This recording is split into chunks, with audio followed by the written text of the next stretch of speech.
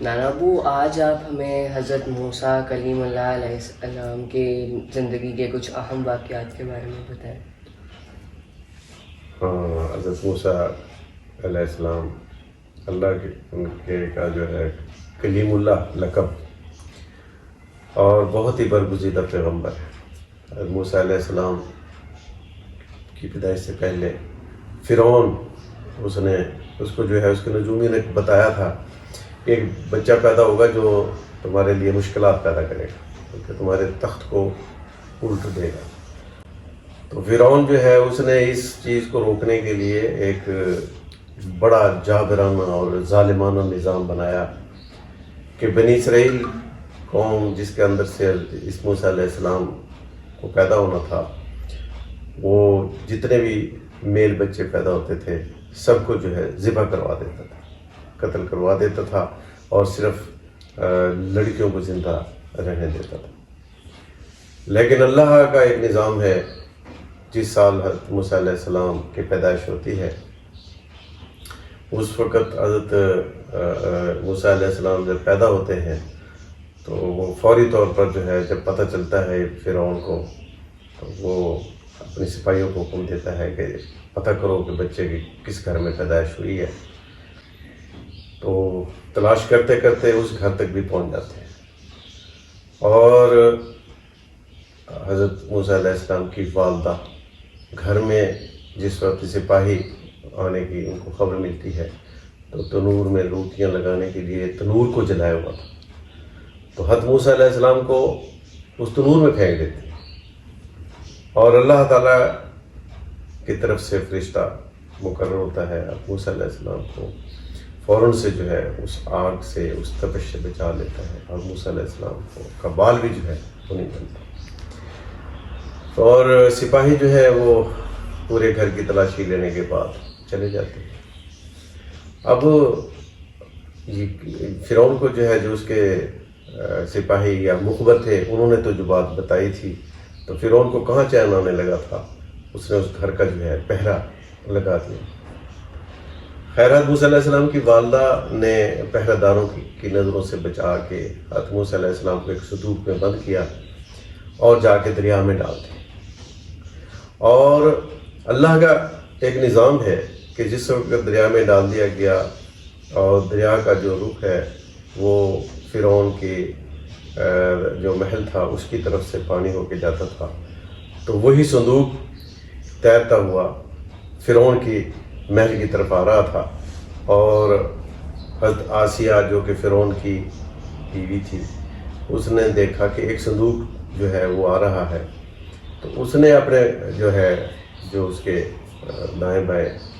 محافظ ہوتے تھے ان کو حکم دیا کہ صندوق کو جو ہے اٹھاؤ اور میرے پاس لے کے، اور اس کے محافظ جب جاتے ہیں صندوق کو لے کے آتے ہیں، اور حضرت آسیہ کے حکم پر جب اس کو کھولا جاتا ہے تو اس میں ایک بچہ موجود ہے۔ حضرت موسیٰ علیہ السلام کو جس وقت دیکھتی ہیں حضرت آسیہ، اور ان کے دل کے اندر ان کی محبت بھی پیدا ہو جاتی ہے، تو ان کو فوراً اپنی گود میں اٹھا لیتے ہیں۔ اور اس بات کا پتہ جس وقت فرعون کو پتہ لگتا ہے تو فرعون جو ہے وہ دیکھتا ہے کہ آسیہ نے بچہ جو ہے وہ گود لیا ہوا ہے، تو آسیہ سے پوچھتا ہے کہ کون ہے، تو حضرت آسیہ جو ہے پورا واقعہ بتا دیتی ہیں کہ اس طریقے سے دریا میں ایک صندوق تیرتا آ رہا تھا، اور میں نے جو ہے اس کو جب نکالنے کا حکم دیا، جس کو کھولا اس میں سے بچہ نکلا۔ تو موسیٰ علیہ السلام چونکہ نجومیوں کا جو ایک بات اس کے دماغ میں ڈالی ہوئی تھی، اس بات کو فوراً جو ہے وہ کلک کرتا ہے، یاد کرتا ہے، تو حکم دے دیتا ہے کہ اس کو فوراً قتل کرنا۔ لیکن حضرت آسیہ رکاوٹ بن جاتی ہیں، کہتی ہیں نہیں، اللہ نے مجھے اولاد نہیں دی ہے، میں تو اس کو جو ہے اس کی پرورش کروں گی اور یہ ہمارا بیٹا ہوگا۔ تو آپس میں میاں بیوی کی تکرار کے بعد حضرت آسیہ علیہ السلام کی بات جو ہے وہ مانی جاتی ہے، اور اس طرح سے فرعون کے گھر میں حضرت موسیٰ علیہ السلام جو ہے پرورش پانا شروع ہو جاتے ہیں۔ اور اس دوران میں ایک واقعہ یہ بھی آتا ہے کہ حضرت موسیٰ علیہ السلام کو جو بھی خوراک دی جاتی ہے وہ نہیں لیتے، ان کو دودھ پلانے والی جو ہے مختلف عورتیں بلائی جاتی ہیں، تو وہ کسی کا بھی دودھ پینے کے لیے تیار نہیں ہے، یہاں تک کہ حضرت موسیٰ علیہ السلام کی جو حقیقی ماں ہے وہ ان کو بھی بلایا جاتا ہے. اب ان کو تو پتہ نہیں ہے کہ اس کی ماں کون ہے, لیکن حضرت موسیٰ علیہ السلام کی ماں جب آتی ہیں تو حضرت موسیٰ علیہ السلام فوراً سے جو ہے اپنی ماں کا دودھ پینا شروع کر دیتے ہیں. اور اس طرح سے حضرت آسیہ انہی کی ماں کے حوالے اس بچے کو کر دیتی ہیں کہ تم نے اس کو پالنا پوسنا ہے اور تمہارے جو اخراجات ہیں وہ ہم ادا کرتے ہیں. یعنی اللہ تعالیٰ نے حضرت موسیٰ علیہ السلام کی والدہ کے پاس موسیٰ علیہ السلام کو بھی لٹا دیا, اور ساتھ میں ان کی جو ہے ماہانہ خدمت, ایک معقول معاوضہ وظیفہ وہ بھی مقرر کروا دیا. اللہ کتنے بے نیاز ہیں اور پالن ہار ہیں. جہاں پہ کسی کو پیدا بھی نہیں ہونے دے رہا تھا وہاں پہ اسی کے گھر میں اور اسی کے ذریعے سے جو ہے اب ان کی پرورش ہوئی. حضرت موسیٰ علیہ السلام جب جوان ہو جاتے ہیں تو اب اللہ پاک جو ہے وہ ان کو پیغمبری کا جو ہے وہ اعلان دے دیتے ہیں. تو حضرت موسیٰ علیہ السلام کو کچھ نشانیاں دی جاتی ہیں, اور پہلی نشانی یہ اللہ پاک کہتے ہیں کہ اپنی جو بغلیں ہیں ان کے اندر ہاتھ ڈالو اور نکالو. تو جب ہاتھ ڈال کے نکالے تو وہ چمکدار ہو گئے جیسے سورج کی روشنی ہوتی ہے. تو اللہ تعالیٰ نے پھر حکم دیا کہ ان کو جو ہے دوبارہ تم اپنے بغلوں میں ڈالو, تو ڈالنا تو وہ بالکل نارمل حالت میں ہوگی. ایک یہ نشانی, اور دوسری نشانی یہ تھی کہ اللہ پاک نے موسیٰ علیہ السلام کے ہاتھ میں جو عصا تھا اس کے بارے میں موسیٰ علیہ السلام سے سوال جواب کیے کہ یہ تمہارے ہاتھ میں کیا ہے. اور موسیٰ علیہ السلام نے ارشاد فرمایا کہ یہ میرے ہاتھ میں عصا ہے, ڈنڈا ہے. تو اللہ پاک جاننے کے باوجود موسیٰ علیہ السلام سے پوچھتے ہیں کہ تم اس سے کیا کام لیتے ہو. تو حضرت موسیٰ علیہ السلام نے کہا کہ میں اس سے جو ہے موذی جانوروں کو مارتا ہوں اور اپنی بھیڑوں اور بکریوں کے لیے جو ہے درختوں سے پتے جھاڑ لیتا ہوں, اور اگر تھکتا ہوں تو اسے میں ٹیک بھی لگا لیتا ہوں. یعنی کہ 3-4 فائدے جو ہے وہ حضرت موسیٰ علیہ السلام نے گنوا دیے.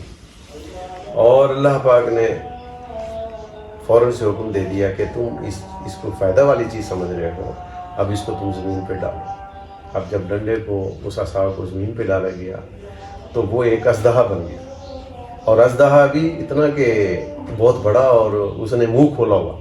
حضرت موسیٰ علیہ السلام خوف زدہ ہو گئے, ڈر گئے. اور اللہ تعالیٰ نے اب دیکھو اپنے پیغمبر کی کس طرح سے تربیت فرما رہے ہیں کہ دفع دینے والی چیز کو نقصان دینے والی چیز میں بدل دیا. اور حضرت موسیٰ علیہ السلام اب ڈنڈے کو جو ہے وہ جب سانپ بنا ہوا دیکھا تو ڈر گئے, لیکن اللہ نے کہا کہ تم اب اس سانپ کو پکڑو اور منہ کی طرف سے پکڑو. حالانکہ موسیٰ علیہ السلام ڈرے ہوئے ہیں, ڈرتے ڈرتے جو ہے وہ اس سانپ کو منہ کی طرف سے جب پکڑتے ہیں تو وہ پھر عصا ڈنڈا بن جاتا ہے. تو اللہ نے یہ بات اپنے پیغمبر کو سمجھائی اور بتائی کہ جس چیز کو تم نفع دینے والی چیز سمجھ رہے ہو وہ ہمارے حکم کی محتاج ہے, اور اسی طرح سے جب ہم نفع دینے والی چیز کو نقصان دینے والی چیز میں بدل دیں یا نقصان دینے والی چیز کو نفع دینے والی چیز میں بدل دیں, اس پہ ہم قادر ہیں. تو حضرت موسیٰ علیہ السلام کو جب یہ 2 نشانیاں دے دی گئیں, 2 معجزے دے دیے گئے, تو اب اللہ نے حکم دیا کہ تم جاؤ. فرعون جو کہ اپنے آپ کو خدا سمجھتا ہے, خدا بنا بیٹھا ہے, لوگوں کو کہتا ہے کہ میری عبادت کرو, لوگوں کو بھی جا کے بتاؤ اور فرعون کو بھی بتاؤ کہ ایک اللہ ہے جس نے سب کو پیدا کیا ہے, جو ہی ساری چیزوں کو مالک ہے اور جو ہر چیز پہ قادر ہے. تو جا کے جو ہے اس کا میرا تعارف کرو اور اس کے سامنے جا کے میری تعریف کرو, اور اس کو کہو کہ مجھے مانے اور میرے پر ایمان لے آئے. اور اگر وہ نہیں مانے گا تو ہم اس کے ساتھ جو ہے وہ کریں گے جو لوگ نہیں مانتے, جو لوگ جھٹلانے والوں کے ساتھ جو کرتے ہیں وہ ہوگا اس کے ساتھ. تو یہاں تک ہم اس واقعے کو رکھتے ہیں. انشاءاللہ اگلی جو ہے ایپیسوڈ میں انشاءاللہ جو باقی جو واقعات ہیں انشاءاللہ ان کا ذکر کریں گے.